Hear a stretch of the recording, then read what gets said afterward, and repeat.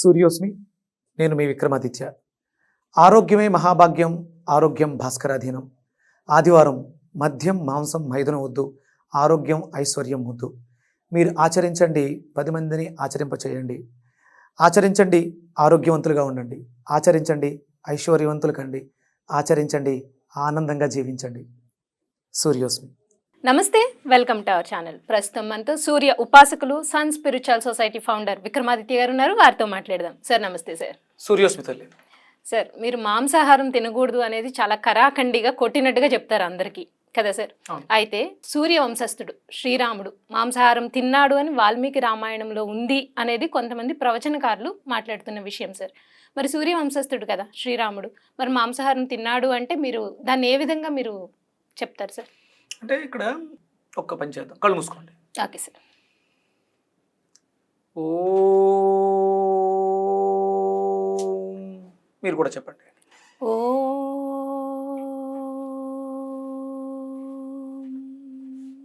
ఓ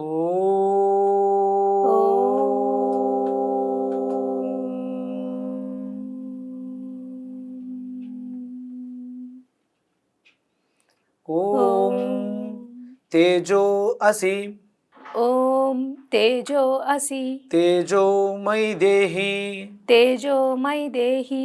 ఓంకారం చెప్పాం. తేజో అసి, తేజోమై దేహి. అనంతమైన తేజస్సు కల ఓ పరమాత్మ, ఆ తేజస్సుని నాకు ప్రసాదించు. అంటే ఇప్పుడు మనం రామచంద్రమూర్తి గురించి మాట్లాడుకుంటాం. ఆయన రఘుకుల వంశ తిలకుడు, అంటే వంశానికే కీర్తి ప్రతిష్టలు పెంచినటువంటి శ్రీరామచంద్రుడు. ఆయన అసలు అంటే ఆ పదం ఉచ్చరిస్తుంటే ఒళ్ళు పులకరిస్తుంది. రామనామానికి ఉన్నటువంటి శక్తి ఇంకా పులకరింపు, చలదరింపు. అయోధ్య, ఇప్పుడు మనం బాలరాముడిని దర్శిస్తున్నాం. అది స్వయంభూ. అక్కడ ఇంతకు ముందు ఉండేటువంటి విగ్రహం ఏదైతే ఉందో అది స్వయంభూ. ఆయన ఎక్కడో అది త్రేతాయుగం, ఇప్పుడు మనం కలియుగం. కలియుగం మొదలై 5000 సంవత్సరాలు పూర్తయింది. కలియుగం ప్రథమ పాదంలో మనం 2024 మనం లెక్కిస్తున్నాం. దానికి పూర్వం కూడా ఉంది. సుమారు 5000 దాటిందని చెప్పేసి మనకి సైంటిస్టులు చెప్తున్నారు. అంటే అప్పటి రాముడు గురించి ఇప్పుడు మనం మాట్లాడుకుంటున్నాం అంటే ఆయన ఎంత అంటే గొప్పవాడు, మనిషిగా రూపం తీసుకున్నాడు. అంటే భగవంతుడు అంటారు, భగవత్ తత్వాన్ని పునికి పుచ్చుకున్నాడు ఆయన. పుట్టుక మానవ జన్మగా తీసుకున్నాడు. అంటే దేవుడు పుట్టాడు, ఇవన్నీ మనం పక్కన పెడదాం. ఒక మానవుడిగా ఆయన జన్మ తీసుకోవడం జరిగింది, జన్మ తీసుకున్నారు. ఆయన నడక నడవడిక ఈ రోజు వరకు కూడా మనం మాట్లాడుకుంటున్నామంటే ఆయన ధర్మాన్ని, ధర్మం అంటే వేదము, సనాతనము అన్నది వేద ప్రమాణం మనకి. అంటే చాలామంది హిందువులు మాట్లాడుతుంటారు, మనకి మన హిందూ ధర్మానికి ఇవి అంటే గ్రంథాలు, బైబిలు, ఖురాను, ఇలాగా మనకంటూ ఒక గ్రంథం లేదు, ప్రామాణిక గ్రంథం లేదు అనుకుంటూ ఉంటారు. ఇప్పుడు మనం కొంతమంది మాట్లాడుతూ ఉన్నాం భగవద్గీత అని, శ్రీకృష్ణ పరమాత్మ. ఇది ద్వాపర యుగంలో. మరి ద్వాపర యుగానికి పూర్వం శ్రీకృష్ణ పరమాత్మ వచ్చిన తర్వాత యుద్ధ రంగంలో యుద్ధం చేస్తూ ఇచ్చినటువంటి భగవద్గీత. దానికి ముందు, యుద్ధం చేయడానికి ముందు ఏదో ఒకటి నడిచింది, అది వేదం. 4 వేదాలు. అంటే వేదం తెలిసిన వాడు శ్రీరామచంద్రమూర్తి అధర్మాన్ని అనుసరించడు. ఆయన ధర్మాన్ని అనుసరించాడు కాబట్టి, ధర్మ పరిపాలన చేశాడు కాబట్టి ఈ రోజుకి మనం మాట్లాడుకుంటాం. ఇప్పుడు ఆయన మాంసం తిన్నాడా తినలేదా అంటే నేను ఆయన తిన్నాడు అయితే ఏంటి అని అన్నాం. ఆయన తినలేదు.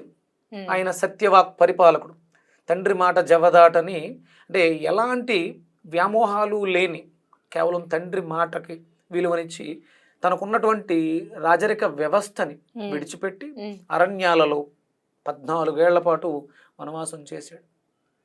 ఏమమ్మా నేను అంటే ఇప్పుడు మాంసం తినే ఉద్దేశం ఉంటే అడవిలోకి వెళ్ళే తినాలా? కాదు సార్. ఆయన రాజరిక వ్యవస్థ, రాజ్యంలో కూర్చుని నేను వెళ్ళను అడవికి అనొచ్చుగా. మాంసం తిన్నాడు అంటే ఈ పని కూడా చేసి ఉండాలి. ఆయన అది చేయలేదు, ఇది చేయలేదు. ఆయన సత్యవాక్ పరిపాలన, ఆయన మాట వేదం. అందుకని అంటే ఇప్పుడు మనం మాట్లాడుకుంటే కొంతమంది అంటే విజ్ఞులే, సరస్వతీ పుత్రులే, ఎక్కడో చిన్న పొరపాటు జరిగింది. అది వాల్మీకి రామాయణం ప్రమాణం మనకి. అవును సార్. వాల్మీకి రాసినటువంటి మాటలు చాలా నిగూఢంగా ఉంటాయి, సంస్కృతం కదా. వాటిల్ని మనం విడదీసినప్పుడు అర్థాలు తాత్పర్యాలు రాసుకున్నప్పుడు చాలామంది ఈ మధ్య అంటే ఇప్పుడు నేను గొప్పవాణ్ణి అని చెప్పుకోవడానికి, నేను గొప్పవాణ్ణి అని నిరూపించుకోవడానికి రాముడు తప్పు చేశాడు అని చెప్పుకునే స్థితికి వెళ్ళిపోయాం. అయ్యో, అంటే నేను చేసిన తప్పుని కప్పిపుచ్చుకోవడానికి, అంటే నేను మాంసం తినడం తప్పు లేదు, నేను ఇంకో తప్పు చేయడం తప్పు లేదు, అప్పుడు రాముడు కూడా చేశాడు. అంటే ఏ ధర్మాన్ని నిరూపించాలని నువ్వు రాముల వారిని. అవును సార్. ఇక్కడ మనం ప్రవచనకారుల దగ్గరికి వెళ్తే పొరపాటు పడుండొచ్చు. అక్కడ ఎవరో చేసినటువంటి తాత్పర్యాన్ని, వాల్మీకి రామాయణాన్ని తర్జుమా చేస్తారు కదా తెలుగులోకి. ఆ అనువాదంలో అంటే చాలామంది శివోహం అనే ఒక ఛానల్, వీళ్ళందరూ కూడా ఏదో ప్రూవ్ చేయాలని ట్రై చేస్తున్నారు. రాముడు మాంసం తిన్నాడు అని ప్రూవ్ చేయడానికి ప్రయత్నం చేస్తున్నాడు. పూర్తిగా సంస్కృతం తెలిసిన వాళ్ళు కానీ, సంస్కృతానికి భాష్యం రాసిన వాళ్ళు, అంటే వాల్మీకి రామాయణాన్ని తర్జుమా చేసినప్పుడు అక్కడ జరిగినటువంటి మిస్టేక్స్ని మనం సవరించలేక తెలియదు. అంటే ఇక్కడ వేదంలో ఏదైనా, అంటే వేదం మనకి ప్రమాణం, హిందూ ధర్మానికి ప్రమాణం ఏంటంటే వేదం. వేదంలో రాముడి గురించి కానీ శ్రీకృష్ణ పరమాత్మ గురించి కానీ ఉండవు, ఎందుకంటే వీళ్ళకి పూర్వం ఉంది. మీకు భగవద్గీతలో రాముడి గురించి ప్రస్తావించవచ్చు. సంస్కృతం తెలియకుండా భాష్యాలు రాసేయడం వల్ల వచ్చిన వాటిని మనం అనలైజ్ చేయలేక, ఇప్పుడు మనకి వేదంలో కొన్ని సూక్తాలు ఉంటాయి, దానికి అంటే ప్రతి మంత్రం ఒక శ్లోకం, దానికి ఋషి ఉంటారు, దేవత ఉంటుంది, అర్థం, ఛందస్సు, ఇవన్నీ ఉంటాయి. అప్పుడు ఏదైనా ఒక పదాన్ని తీసుకొచ్చి ఇరికిస్తే అది తెలిసిపోతుంది. సాంస్క్రిట్ అంటే నేను గర్వంగా చెప్తున్నాను, ఇప్పుడు నేను సాంస్క్రిట్ నేర్చుకుంటున్నాను ఈ వయసులో. ఎందుకంటే ఇలాంటి పొరపాట్లు జరుగుతున్నాయి. ఈ జరుగుతున్న పొరపాట్లని ఎవడు సరి చెయ్యగలరు అంటే మాలాంటి వాళ్ళే. మేము చదువుకుని నేర్చుకుని దాన్ని మార్చాలి అంటే, మీకు సంస్కృతం, వేదంలో ఉన్న సంస్కృతాన్ని ఎవరు మార్చలేరు. ఇవి ఋషులు రాశారు, ఇవి తర్జమాకి వెళ్ళినప్పుడు ఆ తర్జమాలో వచ్చేస్తున్నాయి. తెలుగులో అర్థాల్లో మధ్యలో ఇరికించవచ్చు, కానీ సంస్కృతంలో శ్లోకాలలో, ఎందుకంటే అక్కడ అర్థము, వ్యాకరణము, శిక్ష ఇవన్నీ ఉంటాయి, వాటిని ఇరికించడం కష్టం, దొరికేస్తారు అక్కడ. చాలామంది చాలా ప్రయత్నాలు చేసి ఇరికించడం జరిగింది అక్కడ. ఆయన అంటే నేను రీసెంట్గా కూడా కొన్ని ఛానల్స్లో దీని మీద చేశారు. అంటే అవతలి మతస్థుడు, అవతలి ధర్మంలో ఉన్నవాళ్ళు తమ మాటలని మెప్పించుకోవడానికి తమ ఎదురుగుండా ఉన్నటువంటి జ్ఞానం లేని వాళ్ళు, 100% అజ్ఞానంతో ఉన్నవాళ్ళు మతం మారారు అంటే వాళ్ళు అజ్ఞానంలో ఉన్నవాళ్ళు. ఇక్కడ చెప్పేవాళ్ళు కూడా అజ్ఞానులే, వాళ్ళు ఎవరు బయట వాళ్ళు కాదమ్మా, మన వాళ్ళే, మన హిందువులే, మతం మారిన వాళ్ళే. భారతదేశంలో జన్మ తీసుకున్నటువంటి స్త్రీ పురుషుడు ఎవరైనా సరే హిందువే. హైందవ సంస్కృతి సాంప్రదాయాల్లో పుట్టి పెరిగి ఇక్కడ గాలిని, ఇక్కడ భూమిని, మనది కర్మభూమి, దీంట్లో ఉన్నవాళ్లే. ఇప్పుడు వీళ్ళే వాళ్ళ ప్రలోభాలకి, అంటే అప్పుడు మాంసాహారం తినడం మనిషికి మంచిది కాదు, అనారోగ్యం. అలాగే మతం మారడం కూడా అనారోగ్యమే. ఈ మాంసాహారం లేకపోతే వ్యతిరేక స్వభావం ఉన్నటువంటి పదార్థాలు తినడం వల్ల మనసు చెడిపోయి ఏం చేస్తున్నామో తెలియని విచక్షణా స్థితిలో మతాలు మారిపోతూ, మతాలు మార్చడానికి ప్రయత్నం చేస్తూ, ఈరోజు చెబుతున్నానమ్మా, ఇక్కడ నుంచి ఇది 2025, కరెక్ట్గా ఇంకొక 5 సంవత్సరాలలో మధ్యలో వచ్చినటువంటి మతాలు మధ్యలోనే కాలగర్భంలో కలిసిపోతాయి. ఎందుకంటే కాలుడు పరమేశ్వరుడు, సృష్టికర్త, కాలభైరవుడు కాలాన్ని నడిపిస్తున్నవాడు, హిందూ ధర్మం అనేటువంటి చట్రంలో ఇరికించబడినటువంటి దేవీ దేవతా శక్తులు దీన్ని మార్చేస్తాయి. లాస్ ఏంజల్స్లో విపరీతమైనటువంటి ప్రభావం, అక్కడ ఉన్న వాళ్ళందరూ అన్యమతస్తులే కదా. ప్రకృతి తలుసుకుంటే ప్రకృతే భగవంతుడు, ప్రకృతిలో ఉన్నటువంటి ప్రతి జీవంలోనూ మనం భగవంతుని దర్శిస్తాం, అది మనకు ఉన్నటువంటి గొప్పతనం. ఇక్కడ మనం మాట్లాడుకుంటే అసలు రాముడు సత్యవాక్, అంటే ఒక మాట ఇచ్చాడంటే దాని మీద నిలబడతాడు. సూర్యవంశస్థులు ఎవ్వరూ కూడా, ఆయన వాళ్ళు సూర్యవంశస్థులు. సూర్యవంశం ఎందుకు అన్నామంటే, రాముల వారు జన్మ తీసుకున్నప్పుడు ఆకాశంలో ఉంటున్నటువంటి సూర్యనారాయణమూర్తి అయోధ్యలో 30 రోజులు కిందకి దిగిపోయాడంట.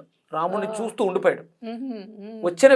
వచ్చిన భగవానుడు కశ్మీర్లో సారీ అయోధ్యలో మ్మ్. అక్కడ ఉండిపోయాడు.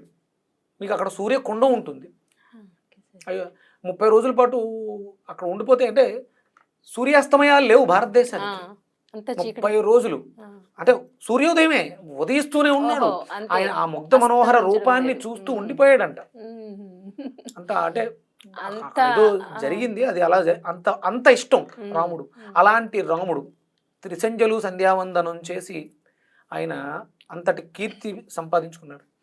అంటే మనం ఏదైనా ఒక గ్రంథం చదువుతున్నప్పుడు హిందూ ధర్మానికి సంబంధించి ఆయన క్షత్రియుడు తింటే తప్పేంటి, కాదు అసలు తిండు. ఆయన క్షత్రియుడే అయినా మాంసం తినలేదు. మీరు చూపిస్తున్నటువంటి వాల్మీకి రామాయణంలో ఉన్నటువంటి శ్లోకాలకి తాత్పర్యాలు తప్పు రాసుకున్నారు. భక్ష్య భోజ్యాలు అంటే వండిన పదార్థాలు. ఆయన అసలు వండిన పదార్థాన్ని అంటే అరణ్యానికి వెళ్ళినప్పుడు ఆయన వనవాసం చేస్తున్నప్పుడు కేవలం కందమూలాలు, పళ్ళు, పలహారాలు, వేర్లు ఇవి తప్ప ఆయన ఇంకోటి ఏమీ తీసుకోలేదు. ఆయన గురించి మాట్లాడే అర్హత అన్య మతస్థులకు ఎవరికీ లేదు. రైట్ సార్, ఇది మాత్రం ఖచ్చితంగా. అసలు వాళ్ళకి తెలియకుండా ఎలా మాట్లాడతారు? మీకు సంస్కృతం తెలియదు, మీకు వేదం తెలియదు, మీకు రామాయణం మీరు పూర్తిగా చదవలేదు, మీకు ఎవరో చెప్తే ఆ శ్లోకాలు చదివేసుకుని వాటికి మీకు తోచిన అర్థాలు రాయటం కాదు. సంస్కృతం తెలిసి ఉండాలి. దానికి అర్థం, ఛందస్సు, వ్యాకరణం ఇవన్నీ ఉంటాయి. అవన్నీ తెలిసిన వాళ్ళు మాట్లాడండి. మా రాముడు గురించి అంటే మన రాముడు ఆయన ఒరిజినల్గా. మీరు మీ రాముడు అని మాట్లాడుతున్నారు. ఆయన మన రాముడు, అయోధ్య రాముడు, కౌసల్య రాముడు, అందరి రాముడు, శ్రీరామచంద్రమూర్తి. అందుకని ఏంటంటే రాముడు సత్యవాక్ పరిపాలన, తండ్రి మాట మీద జవదాటకుండా తనకున్నటువంటి భోగాన్ని రాజు అనిపించుకుని యువరాజు పట్టాభిషేకం జరుగుతున్న సమయంలో కుదరదు నాయన, ఇది నేను మాటిచ్చాను అంటే ఏమీ పర్లేదు నాన్నగారు నేను వెళ్ళొస్తానని వెళ్ళినటువంటి గొప్పవాడు, ఉన్నతుడు. అలాంటి రాముడు ధర్మాన్ని అనుసరిస్తారు. 4 వేదాలు తెలిసినటువంటి నైపుణ్యం కలిగిన వాడు. సీతాదేవిని ఎత్తుకెళ్ళిపోయిన తర్వాత కూడా ఆయన రావణాసురుని చంపలేక కాదు, బ్రాహ్మణుడు, బ్రహ్మజ్ఞానం తెలిసినవాడు, వేదాలు తెలిసినవాడు, అపర కఠోనిష్టలతో శివుడిని ఆరాధించాడు కాబట్టి వాడిని చంపితే పాపమేమో అని ఆలోచించాడు ఆయన. అంత ఆలోచించిన వాడు మాంసం తిన్నాడు. ఆయన కొన్ని లక్షల మందిని అంటే మాంసాహారం ఎవరు తింటారంటే క్షత్రియులు యుద్ధం చేయడానికి తినొచ్చు అని ఎక్కడో ఉంది. ఇదే వేదం కాదు. మాంసం తినకపోతే తప్పు అని ఎక్కడ కూడా రాసిలేదు. క్షత్రియులు తినొచ్చు, వాళ్ళు చేస్తున్నటువంటి వృత్తి ధర్మం ప్రకారం. అలా అని చెప్పేసి రాముడు ఎప్పుడూ తినలేదు. దాని గురించి మాట్లాడడానికి ఎవడైనా కానీ ఎవ్వడికి అర్హత లేదు. మీరు గొప్పవాళ్ళైతే మీ గొప్ప ఏంటో చెప్పుకోండి, అంతేగాని మాలో లేవు. అసలు రాముడిలో మచ్చే లేదమ్మా. మీరు ఏదో మచ్చని వెతికి పట్టుకుని చూపించే ప్రయత్నం చేస్తున్నారు.